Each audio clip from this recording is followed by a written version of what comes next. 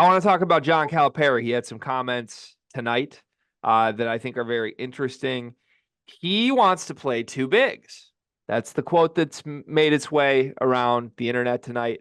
This, of course, is a reference to the emerging Aaron Bradshaw, who has looked really good in limited time. I mean, he had a fantastic game against Penn where he finished with 17 points, led the team in scoring, 11 rebounds, 3 blocks in 29 minutes off the bench. So just another loaded superstar type guy that he gets to put into the mix with DJ Wagner, with Reed Shepard, with Rob Dillingham. We love this team on paper. I don't want to see two bigs. I don't want to go backwards here. Cal has had offensive issues when he's trying to load the court with traditional post guys. What makes this team special is they weren't doing that. Obviously, you want a big, but I want one big, and then I want all the special dynamic guys around them. Do you think it's fair to actually be concerned about these comments?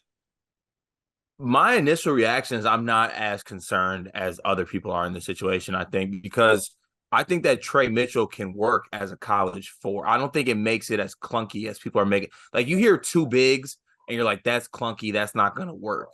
I think by having Trey Mitchell at the four, it'll work a little bit better than people are leading it on to be.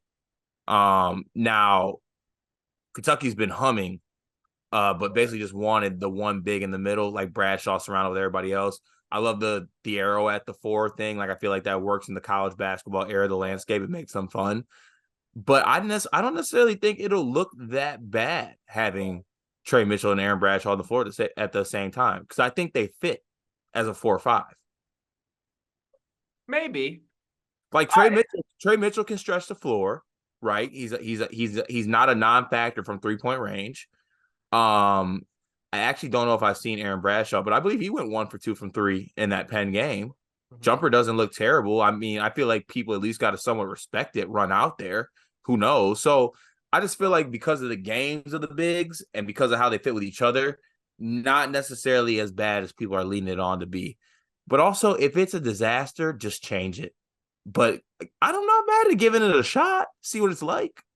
Yeah, I guess you're right. I think personnel wise, it's not a very concerning too big look. It's kind of like I watch my team trot out a true center and Kamwa next to each other, and like that's two bigs, but it doesn't feel like two bigs because Kamwa can do a lot of things, and that's kind of how I feel with Trey Mitchell. So I guess I don't hate it. I think what it comes down to for me is like if you were listing out the guys in terms of how much positive impact they have for Kentucky, is Aaron Bradshaw in the top three or is he like seventh? Because if you're going two bigs just to play a big and Bradshaw's your seventh best player on this team, I hate that. You don't need to do that. If Yeah, I he's don't. actually great, then do I it. think he is, especially because you got to factor in everything he does. Like Reed Shepard is probably the most, or he is the most impactful two-way player on this team. Aaron Bradshaw is probably the second most impactful two-way player on the team. Can we rank all the players real quick? Like, just give me. So you got Reed Shepard one, Aaron Bradshaw two. Then who? Then I have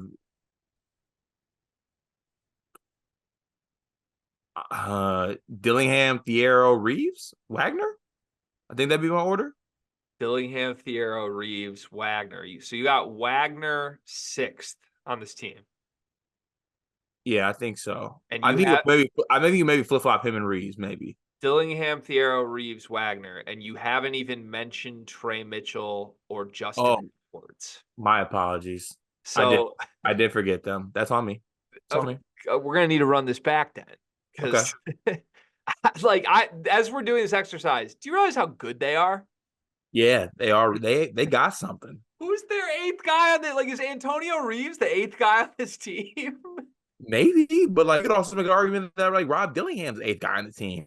Like I would hear a lot of things. I'd hear a lot of combinations. Or honestly, it's probably Thiero, but Thiero is a defense plus guy. So like, Yeah, I don't know. when you look at it, they got a lot of guys that affect the game two ways.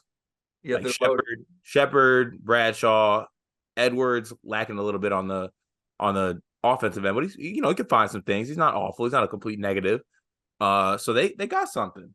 Cal's Yeah, got something. the clip that made the headlines tonight was Cal's like I want to play two bigs.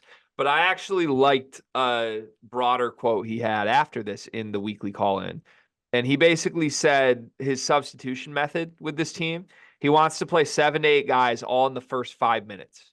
And then those 5 minutes are your audition. He sees who's playing well that night in those 5 minutes, and then he adjusts accordingly.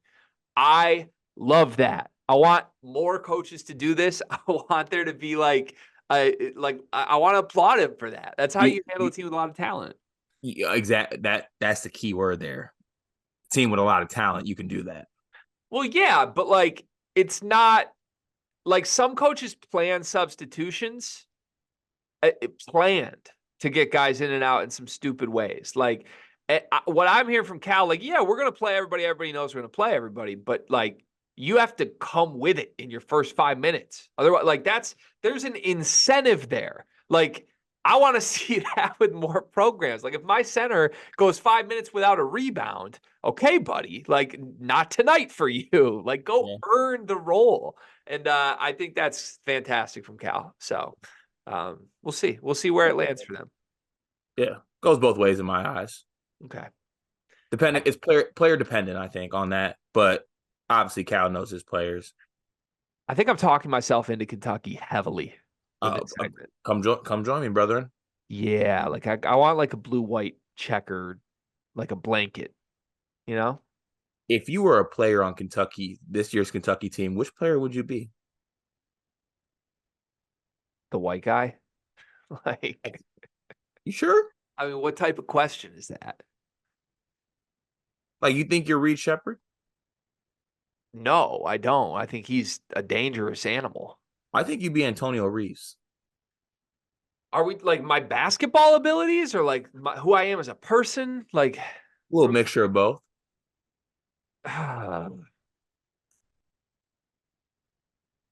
Yeah, I don't probably Reeves. But you're telling me you wouldn't take classes behind your school's back and attempt to transfer to another school? Yeah, I would. I definitely would. You're 100% Rob Dillingham. I pride myself in not crying on this podcast, and I'm not going to do it now. But that's one of the nicest things you ever said to me. That is truly one of the nicest things that you ever said to me. And I don't care about anything negative or jazz that you said leading up until this point. Whatever episode of Sleepers this is, it is okay. Thank you, Greg. You're welcome. Let's end the show with this. It's One Big Thing presented by Big B. What's your one big thing tonight? Never go full Torres. That's all? Yeah, don't do it. If you're thinking about doing it, think about this moment when I said never go full Torres. But we get to go full Torres tomorrow, though. Unless there's a 24-hour in advance notice and everyone knows that you will be doing it, then you go full Torres. But don't just fire up that Logitech and plug in that Blue Yeti and go full Torres. Yeah. Yeah, we had a doctor's note tonight to go. Yeah. Torres. That's good. Okay. My one big thing is you lied to me tonight in the podcast. I know you lied. There was a very specific moment that you lied. I would like to call you out on the lie right now, and I'd like to give you a chance to apologize. Can you tell me what segment it was during? It was early in the show tonight. You lied. You chose to lie. You went an unnecessary route towards saying something that was categorically untrue. I don't have a beer. You don't have a beer. I don't have a beer. You don't have a beer. You know why you don't have a beer? Because you have to go play a men's league game that you care about in about 10 minutes. And you tried to play this off like you had a beer, but you didn't take one sip of your beer the entire episode. Wait, hold on a second. Who do you think you're talking to? I'll go upstairs right now and smack a Miller Lite. But you didn't, though. Like now the episode's done. So okay. I thought I mean, we've had a lot of conversations, Card, about how what'd you say this weekend? You haven't lied to me in 3 months? Yeah. Rough ending. All right, good episode. Is it okay if I go drink a beer right now after this, it counts? I don't think it counts. Okay, so it's a lie. Yeah, like you just lied. Like so I start over my counter. Like tomorrow's day one if I haven't lied to Greg. Yeah, honestly, I need a whiteboard behind me that says how many days since Carter lied to me. And right now it's back at 0. It was at like 90, which was impressive for you. All right, well, I look forward to getting back after it. Go crazy in men's league. I can't wait for the highlights. Good luck. Thank you, everybody, for listening, and we'll see you tomorrow.